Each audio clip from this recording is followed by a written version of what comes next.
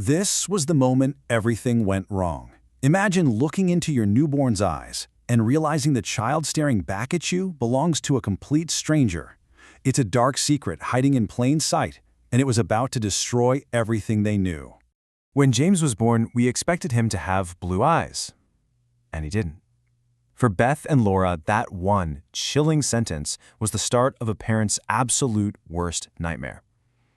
See, they had poured years of heartbreak, endless consultations, and all their savings into building this family. But the baby looking back at them, the child they already loved so fiercely, fundamentally, he wasn't the one they were promised. Section 1. The Promise of Perfection. Crossing Borders for Hope. So how does this even happen? Well, families like Beth and Laura often face agonizing delays in the UK. Clinics there have super strict regulations and independent watchdogs. Great for safety, right? But it means wait times are overwhelmingly high. It literally crushes a family's hope. So desperate parents look elsewhere. Northern Cyprus clinics market themselves as an absolute paradise. Immediate treatment, low costs, and the big one, custom donor selection. You can literally pick the traits of your future child. But here's the catch. There is zero independent regulation. It's a complete medical Wild West. And the cost? £16,000. That's the massive sum Beth and Laura handed over to Doge IVF Center. This wasn't just spare change. We're talking life savings, taking on deep debt, and taking a huge leap of faith. And get this, $2,000 of that was an exclusive fee paid just to secure the premium sperm of their chosen donor. It was a transaction built entirely on trust. They were handing these clinics the literal foundation of their future family. Section 2. Red Flags and Rising Doubt. The Finn Illusion. Now, this deception didn't just happen overnight. First, Beth and Laura rigorously picked Finn, an anonymous Danish sperm donor from a massive database. They loved everything about his profile. Straight brown hair, striking blue eyes. Next, their daughter Kate is born using Laura's egg and Finn's sperm. Pure joy. Years later, they want to expand. James is born using Beth's egg and, supposedly, the exact same sperm from Finn. They were guaranteed to be half-siblings. But as James grew, the dread set in, because James didn't have blue eyes like Finn. He had deep, dark, brown eyes.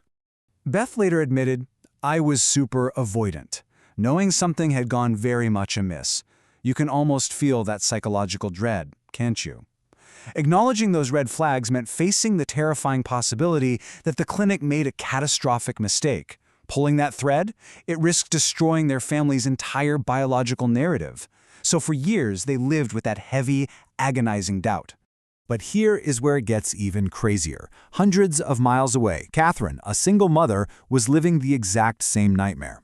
She specifically requested donors with blonde hair, blue eyes, and fair skin to match her own heritage. She even sent the clinic selfies to make absolutely sure. But her reality? Her baby was born with dark hair, dark eyes, and beautiful olive skin.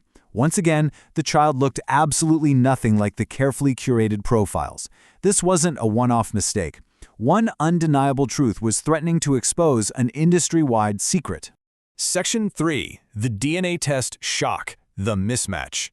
And then it happened. Beth and Laura finally took a commercial DNA test, and their world shattered.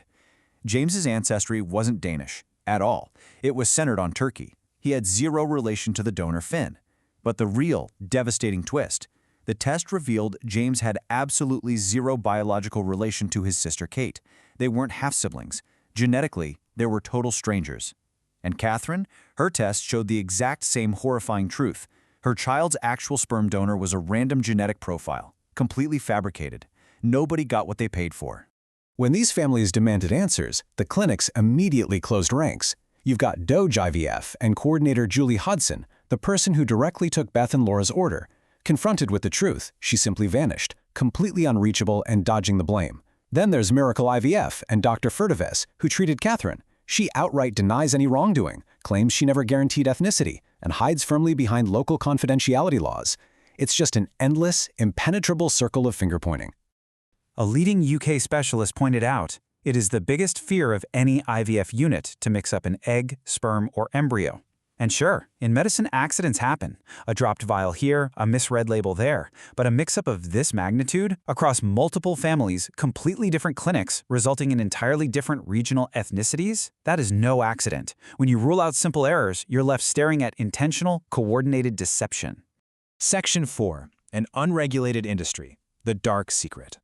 So how did they get away with it? You have to look at the geopolitical reality of northern Cyprus. It's only legally recognized by Turkey, which means standard EU medical laws simply do not apply there. It is a legal black hole, and locals report something even more disturbing. A massive student population from developing countries allegedly supplying a shadowy trade of anonymous eggs and sperm just to pay their tuition. Clinics allegedly take these local samples and package them to foreign parents as premium European donors. The crazy part? Cryos, the massive Danish sperm bank where Finn's sperm supposedly came from, they outright deny ever providing samples to these clinics. It was the perfect storm for systemic fraud. To remove any last shred of doubt, Beth and Laura ordered a highly accredited forensic DNA test. The results were cold, clinical, and totally final. A genetics professor with 50 years of experience confirmed the error chance was less than 0.001%. The report proved undeniably that Kate and James are completely unrelated. That document officially crushed whatever hopes they had left. Section 5. The human cost, identity, and family. But we have to remember, behind the invoices and the forensic swabs are real children. Children whose identities have been completely upended. Kate, James, and Catherine's child will all have to reckon with a biological heritage that was hidden from them. While their families love them unconditionally, the betrayal from these clinics is permanent. It forces us to ask, when the industry creating human life operates in the shadows, what is the true cost of a miracle? Follow for more hidden history stories. Like if you didn't know this. Comment what story I should tell next.